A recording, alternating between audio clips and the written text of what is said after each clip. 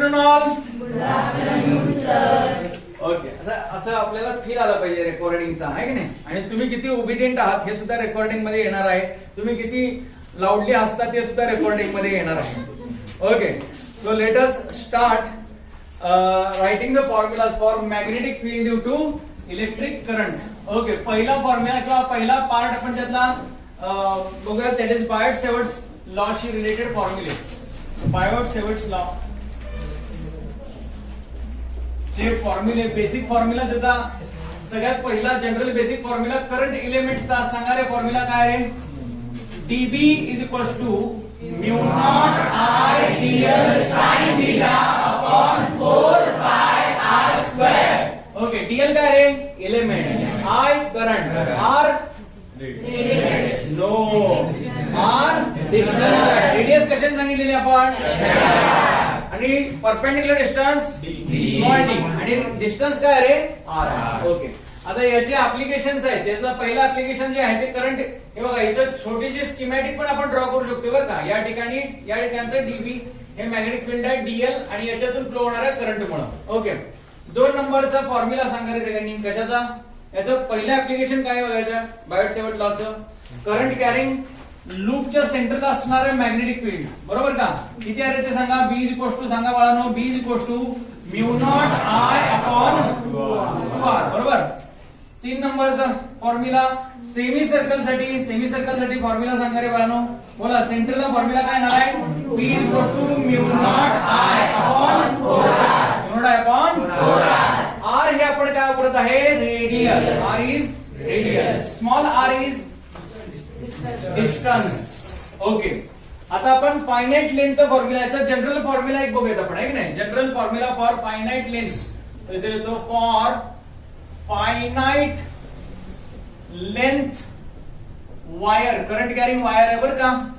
Short मध्ये समजून घ्यायचं आहे आपल्याला. ओके, फॉर्म्युले सांगा. फायनाइट लेंथ वायरचा फॉर्म्युला सांगा. याच्यामध्ये 2 थिटे आहेत, एक आहे θ1, दुसरा आहे θ2. करंट कॅरिंग वायर आहे, लेंथ एल आहे. चला, इथून इथपर्यंत डिस्टन्स किती घ्यायचा आहे, capital small D, perpendicular distance आहे. बोला बाळांनो, पी चा फॉर्म्युला पी पॉइंटला mu naught I upon 4 pi d sin θ1 plus sin θ2, sin θ1 plus sin θ2. Okay, हा किती नंबरचा रे, 4 नंबरचा. ओके, 5 नंबरचा फॉर्म्युला आपण आर्क लेंथ साठी घेऊयात. ओके, आर्क लेंथ साठी, किंवा याला काय करूयात, पहिल्यांदा इन्फायनाइट लेंथ मध्ये करूयात आणि मग आर्क लेंथ कडे जाऊयात. ज्यावेळेस वायर ही इन्फायनाइट लेंथची होते, त्यावेळेस त्याचा अँगल तुम्हाला सापडतच नाही शेवटपर्यंत. तो किती होतो रे, 90. हा एंड तुम्हाला सापडला नसल्यामुळे तुझा अँगल किती झालेला आहे, 90 डिग्री. वरचा जसा 90 झाला, त्याचा खालचा सुद्धा 90. म्हणजे तुमचा θ1 आणि θ2 हे दोन्ही काय झाले बा, 90. तर श्रावण संपलाय. म्यू नॉट I आपण खाली काय आला रे, 4 pi d. बोला रे, sin 90 प्लस sin 90 किती येणार आहे, 1 प्लस 1. दॅट इज किती येणार आहे, mu naught I upon 4 pi d into 2. म्हणजे किती येणार आहे, mu naught I upon 2 pi d, mu naught I upon 2 pi d. कोणासाठी रे, हे इनफायनाइट लेंथ. हे कोणाची होते, फायनाइट. इथं वाटल्यास तसं लिहूयात. लिहा बरं का, माझ्यासोबत लिहिताय तुम्ही सगळेजण. इनफायनाइट लेंथ फॉर्म्युले माझ्यासोबत लिहित चला, थांबू नका अजिबात. ओके, इनफायनाइट लेंथ वायर झाली. पुढं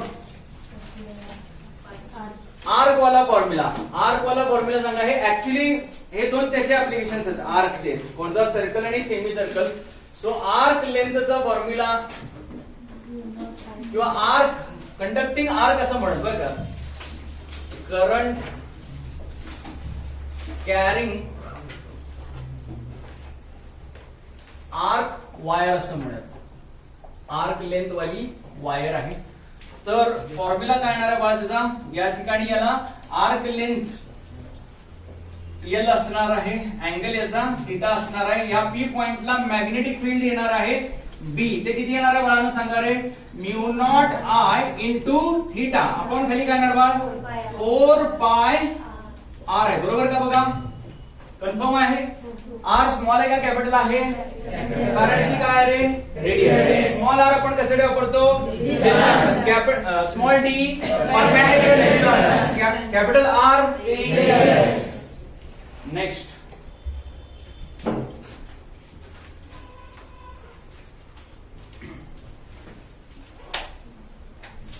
फॉर्म्युला सांगा रे बाळा. फॉर्म्युला सांगा मला, मदत करा. कोणता जर फॉर्म्युला सांगण्यात ऍक्सिस वाला फॉर्म्युला घेऊयात आपण. ओके, सो एक करंट कॅरिंग लूप आहे आणि याच्या ऍक्सिसला असणार या ठिकाणचं मॅग्नेटिक फील्ड लेंथी फॉर्म्युला आहे. तर फॉर्म्युला सांगा सगळ्यांनी. बी इज इक्वल टू काय येणार आहे? Mu not I R square upon 2 into R square plus X square raise to 3/2. What is capital R? Radius. What is X? Distance between point P and center. सेंटरचा आणि point P मध्ये distance x आहे. जर तुझा x हा r पेक्षा फार फार मोठा असेल तर तू r स्क्वेअर ला निग्लेक्ट करणार आहेस. म्हणजे राहता काय? x square raise to 3/2. म्हणजे काय येणार आहे बघा, ज्यावेळेस पॉइंट इथे येईल त्यावेळेस r स्क्वेअर जाईल आणि x चा स्क्वेअर रेज टू 3/2. 2 कॅन्सल होणार आहे, x चा क्यूब राहणार आहे. ओके, हाच formula in terms of dipole moment कसा लिहिता येतो? हाच फॉर्म्युला बोला रे. तर म्यू नॉट एम अपॉन खाली काय येणार आहे? 2m येणार ना, बरोबर आहे. म्यू नॉट एम अपॉन 2 पाय एक्स चा क्यूब. आर चा क्यूब म्हणला तरी चालते, एक्स चा क्यूब म्हणला तरी चालते, बरोबर ना. एक्स काय रे बा? बरोबर आहे का रे? येस. कॅपिटल आर त्या ठिकाणी काय केलं आपण? नेग्लेक्ट केलेलं होतं. ओके, आता नेक्स्ट फॉर्म्युला सांगा, सजेस्ट करा. इथं करंट कॅरिंग वायर आहे बरं काही.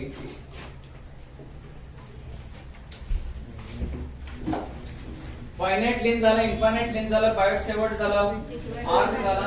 हा बेटा magnetic induction at a point of equator. Okay, इथे डायपोल मध्ये जाऊ देत, इथं नको आपण घ्यायला. इथं ते लागणार पण नाही ह्या एमसीक्यूच्या शीट्स मध्ये. ते आपण मटेरियल मॅग्नेटिझम मध्ये बघणार आहोत. पुढे सांगा. आता तसं बघा, एमसीक्यूच्या शीट मध्ये नेक्स्ट पॉइंट बघा आणि त्याच्या हिशोबाने फॉर्म्युला सांगायचा प्रयत्न करा. नेक्स्ट इज आता फोर्स आहे. फोर्स बरोबर का? मॅग्नेटिक इंडक्शनचं झालं ते, तसं काय मॅग्नेटिक इंडक्शनच होते. याच्या बघितलं बी किंवा डीबी हे काय आहे? मॅग्नेटिक इंडक्शन आहे, त्याचे फॉर्म्युले झाले आपले. नेक्स्ट फॉर्म्युला बघा आता. यस, नेक्स्ट पॉइंट बघा 4.3. 4.2 काय आहे?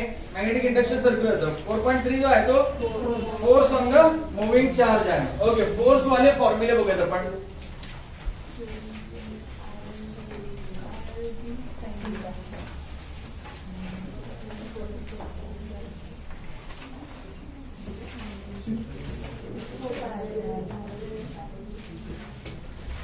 बघा मुलांनो, next formula.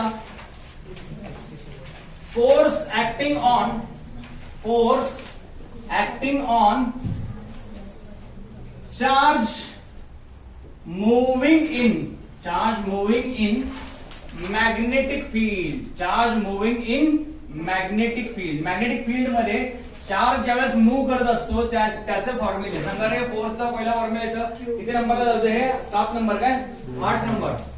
Formula is QVB sin theta. Formula QVB sin theta. 9 नंबरचा फॉर्म्युला सांगा. जर समजा करंट कॅरिंग वायर असेल तर फॉर करंट कॅरिंग वायर किंवा करंट वायर असं म्हणतो जातो. Formula force acting on the current carrying wire in magnetic field ILB sin theta. Okay, vector product मध्ये असतं तर ते कसं असतं? I L bar cross B बार आणि इथं Q V बार क्रॉस B बार. ओके, नेक्स्ट सांगा रे. टॉर्क घेऊयात का इथं? तर फोर्स आला, फोर्सच्या पुढे काय येणार आहे? टॉर्क. ओके, सो 10 नंबरचा फॉर्म्युला घेऊयात आपण टॉर्कचा. टॉर्क ऍक्टिंग ऑन द हा बेटा लॉरेंट्स फोर्स घेऊयात का? चला, लॉरेंट्स फोर्स जो आहे त्याच्यावरती काय फॉर्म्युला हे आहे का नाही बघायला पाहिजेत क्वेश्चन्स, पण सांगतो. लॉरेंट्स फोर्स म्हणजे 2 फोर्सेसची ऍडिशन असणार आहे. एक आहे electrostatic force that is Q into E आणि दुसरा आहे magnetic force QVB sin theta. Okay, so हे 2 फोर्सेस ची ऍडिशन म्हणजे टोटल फोर्स आहे F लॉरेंट्स आहे तो. ओके, नेक्स्ट घेऊया का टॉर्क? आता टॉर्क घेऊयात. Torque acting on the current loop tau is equal to formula काय रे? NIBA. लक्षात कसं ठेवलं आपण? निपा. टाऊ इज इक्वल टू निपा. बोला पुन्हा एकदा. Tau is equal to recording मध्ये आलं पाहिजे. Tau is equal to sine theta. Okay. NIBA. N काय रे? Number of turns. I current. B magnetic field. N number of turns. I current. B आणि A. ओके. सो आता torque वरून पुढे जाणार आपण मूव्हिंग कॉइल गॅलव्हॅनमीटर. टॉर्क वरून moving coil galvanometer मध्ये गेलो का बघा. Okay. So will move on to moving coil galvanometer. आता MCG मूव्हिंग कॉइल गॅलव्हॅनमीटर चे फॉर्म्युला आपल्याला समजून घ्यायचे आहेत. याच्यामध्ये दोन टॉर्क आहेत, बरोबर का? याच्यामध्ये दोन टॉर्क आहेत.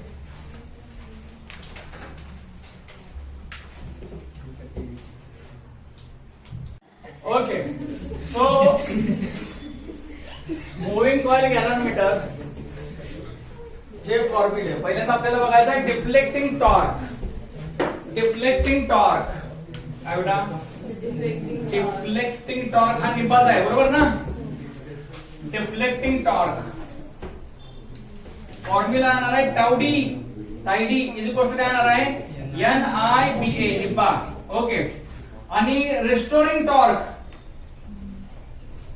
Restoring torque. रिस्टोरिंग टॉर्कचा फॉर्म्युला काय ना बेटा? सांग. यस. टाऊ सी किंवा टाऊ आर म्हटलास तरी चालते. फॉर्म्युला काय येणार आहे? सी. ओके. ज्यावेळेस या दोघांना तू इक्वेट करणार आहेस त्यावेळेस तुला फॉर्म्युला मिळणार आहे करंटचा का अँगलचा? करंटचा formula I is equal to काय रे? यस. फोर्थ नंबर करंटचा formula. Current in the moving coil galvanometer I is equal to C upon NAB into बाजूला काय रे? थीटा. या दोघांना इक्वेट केल्यानंतर यस इक्विलिब्रियम कंडिशनला. नेक्स्ट सांगा.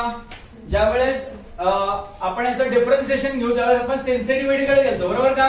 सो 15 नंबरचा फॉर्म्युला आहे करंट सेन्सिटिव्हिटी. दोन प्रकारच्या सेन्सिटिव्हिटी सांगितल्या होत्या, दोन्ही पण लिहिणार आपण. इथे लिहा current sensitivity. Current sensitivity formula काय ना बेटा? चल सांग. SI is equal to formula काय मिळणार तुला? D थीटा अपॉन, बरोबर ना? DI का उलट झालंय? D theta upon DI is equal to तुला काय मिळणार आहे? NAB अपॉन खाली काय मिळालं? NAB upon. Next is voltage sensitivity. Voltage sensitivity. Voltage sensitivity formula is SV. ते काय मिळणार तुला? D theta upon D. आणखी एक फॉर्म्युला सांगितला होता याच्यामध्ये, जरा सांगा बघू. Yes, very good. गॅलव्हॅनमीटरचा resistance G is equal to तुम्हाला काय मिळतं? SI upon SV. Current sensitivity upon voltage sensitivity हे काय रे? गॅलव्हॅनमीटरच्या रेजिस्टन्स एवढं आहे. ओके. नेक्स्ट फॉर्म्युला सांगा, सजेस्ट करा मला. हा आता कन्व्हर्जनचे फॉर्म्युले लक्षात ठेवायचे किंवा लिहून घ्यायचे. लक्षात कसे ठेवा तुम्हाला ऑलरेडी माहित आहे, ती ट्रिक वापरा. हा मला माहित झालं की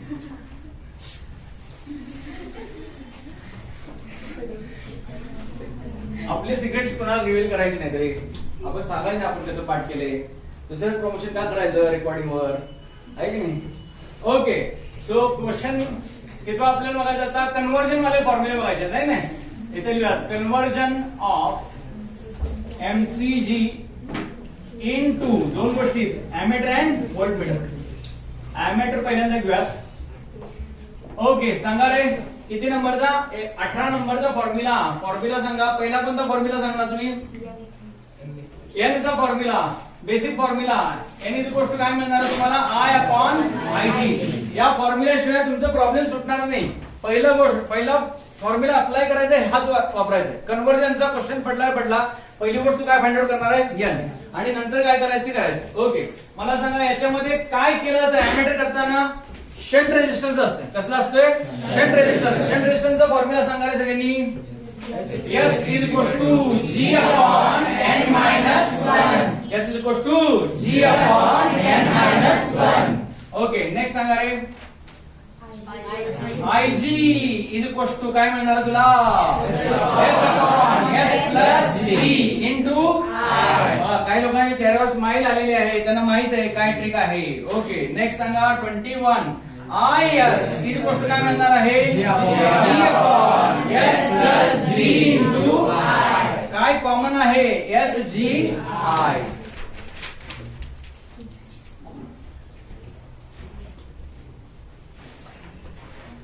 Next is conversion of MCG into voltmeter.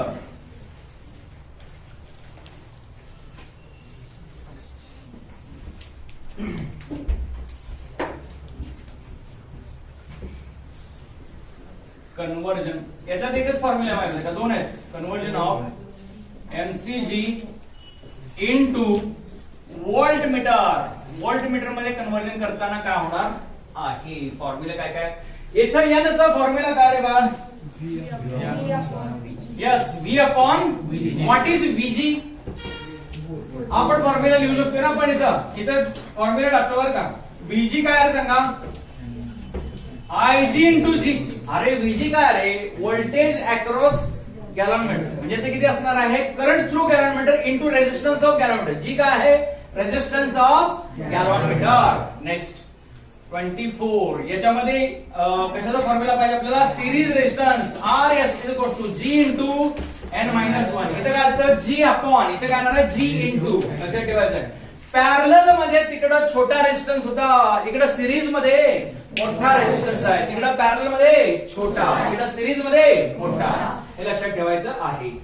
त्याच्यानंतर आणखी फॉर्म्युला याचा बघितला होता. कुणाला फॉर्म्युला पाठ आहे का तो? RS इज इक्वल टू हो का? RS is equal to V upon IG minus G काय रे? गॅलनमीटरचा रेजिस्टन्स. ओके, नेक्स्ट फॉर्म्युला सांगा रे. अॅमीटरचा अजून काय दिलं सांगा? अच्छा अच्छा अच्छा. हा, आणखी अॅमीटरचे फॉर्म्युले इथं पुन्हा एकदा घेऊयात बरं का. अॅमीटर स्पेशल फॉर्म्युले हे नंतर लिहून दिले होते, बरोबर का? हा, सांगा रे. फॉर्म्युला कशाचा होता?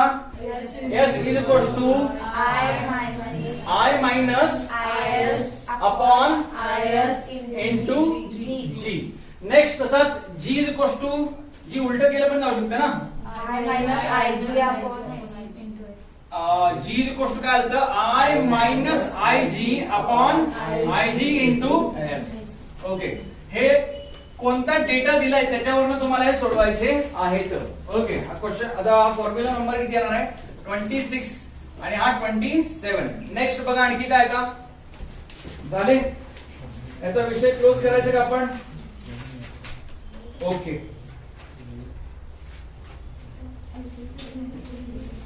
माझ्यामध्ये force between two parallel lines हे राहिले आपल्याकडनं, बरोबर का?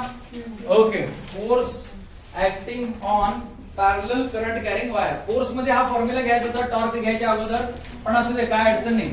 इकडे जर करू दे ना, लिहित चला बरं का. ऐकत ऐकत फॉर्म्युले लिहायचे, भरपूर फॉर्म्युले आहेत. फॉर्म्युले लिहिणे म्हणजे एक प्रकारचं चॅप्टर रिव्हिजनच असतंय. तुला कोणता फॉर्म्युला कसा आलेला आहे हे जर आठवत नसेल तर तू अभ्यास नीट केलेला नाहीस. लक्षात आहे का? तो फॉर्म्युला कसा आलाय, त्याचं डेरिव्हेशन बॅक एंडला हळूहळू आठवलं पाहिजे. सगळं आठवलं तरी आठवलं नाही तरी चालेल, पण थोडं तरी आठवलं पाहिजे. त्या टर्मला नाव काय आहे ते पण आठवलं पाहिजे. तेवढं जरी आठवलं तरी बऱ्यापैकी काम झालेलं आहे.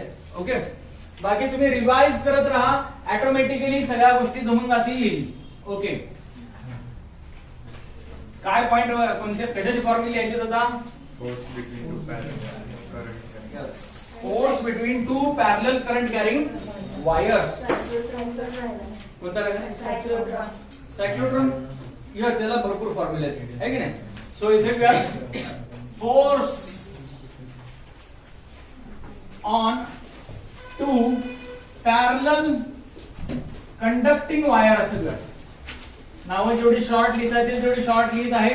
त्यांचं मिनिंग फक्त तुम्हाला लागलं पाहिजे. 28 नंबरचा फॉर्म्युला घ्या.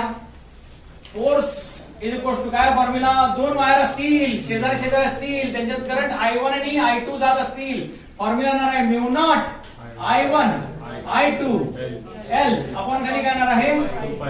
2 पाय डी. बरोबर. Mu naught I1 I2 L upon 2 पाय D. Force on first wire आणि फोर्स ऑन सेकंड वायर हा सेमच राहणार आहे, कारण इथे करंटचा काय रे गुणाकार, आणि या दोघांच्या मध्ये असणारा डिस्टन्स किती आहे बाळ, स्मॉल टी. ओके, चल सांग पुढचा फॉर्म्युला. बोला रे. सायक्लोट्रॉन कडे जायचं. 29 रफ करतो इकडे, सायक्लोट्रॉन असं टायटन टाकतोय. सायक्लोट्रॉन किंवा charge moving in a uniform magnetic field. दोन गोष्टीचे फॉर्म्युले सेम सांगितलेले आहेत. ओके,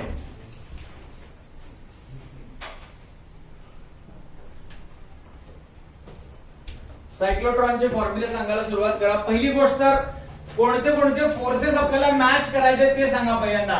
एक आहे सेंट्रिपिटल फोर्स म्हणजे mv² अपॉन r, आणि दुसरं काय रे QVB मॅग्नेटिक फोर्स QVB. त्याच्यावरनं r चा फॉर्म्युला आला होता, काय आला सांगा, r is equal to mv upon QV.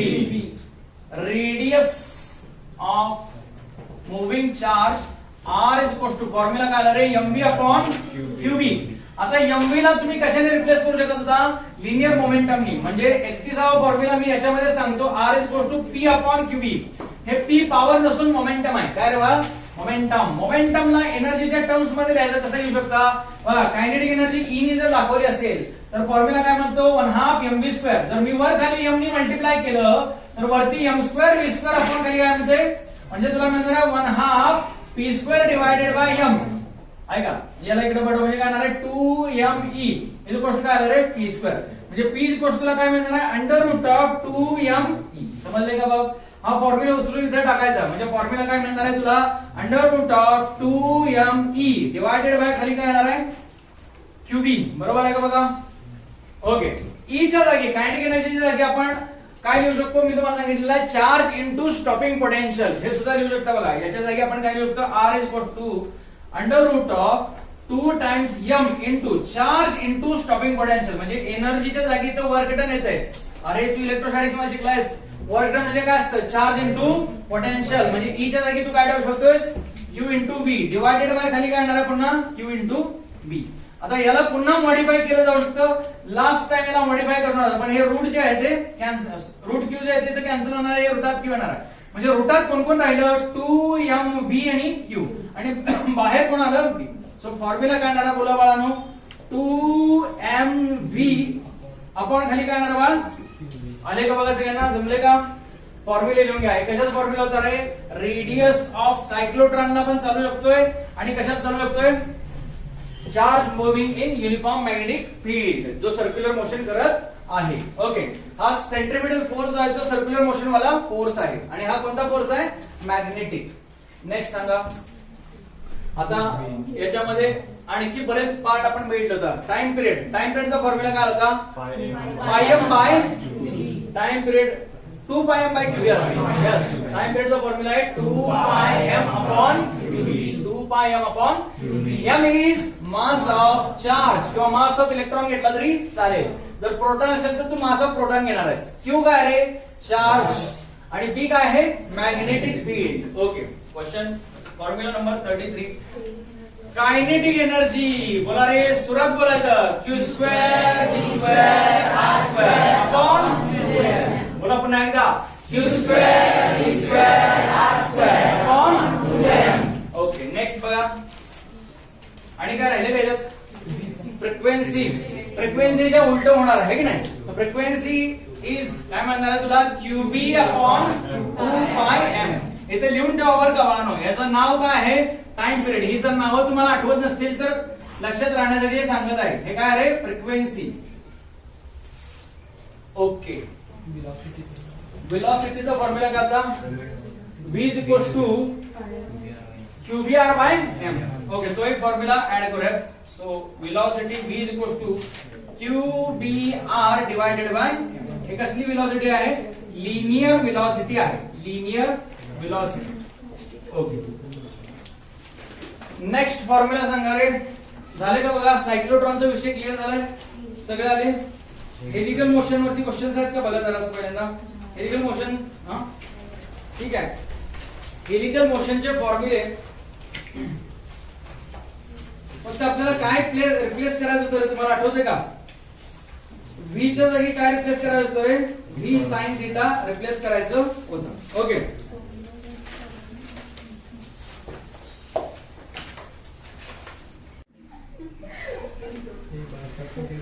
आपणच पिक्चरचे डायरेक्टर आहोत, आपणच त्याचे ऍक्टर आहोत, त्यामुळं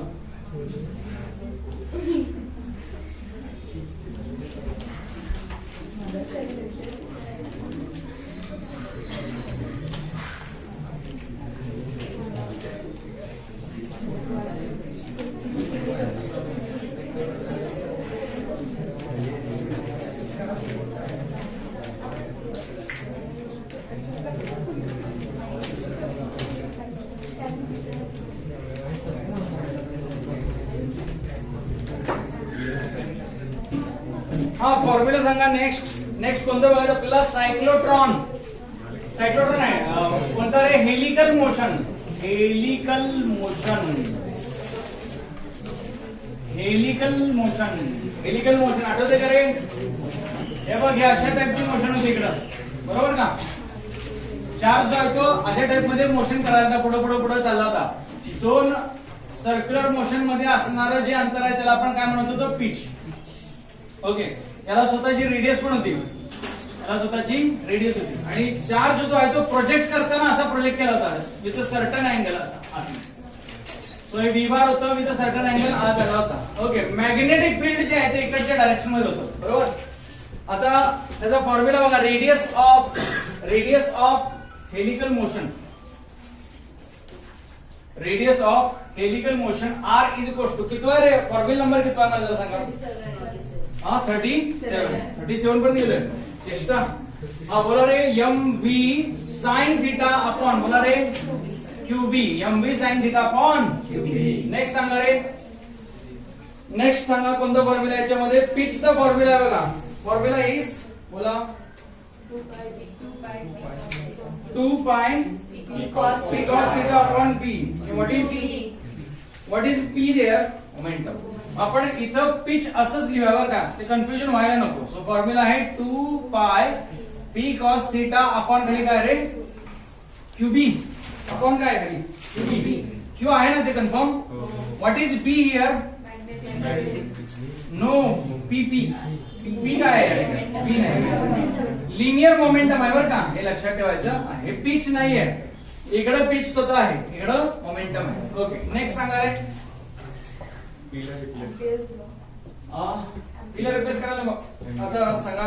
टाइम पिरियड तर सेम येणार आहे. 2 पाय एम अपॉन. ओके, झाले का बघा? एम्पियर्स लॉ कडे जायचं होता. शेवटचा पार्ट या चॅप्टरचा, that is Ampere's law. Ampere's law.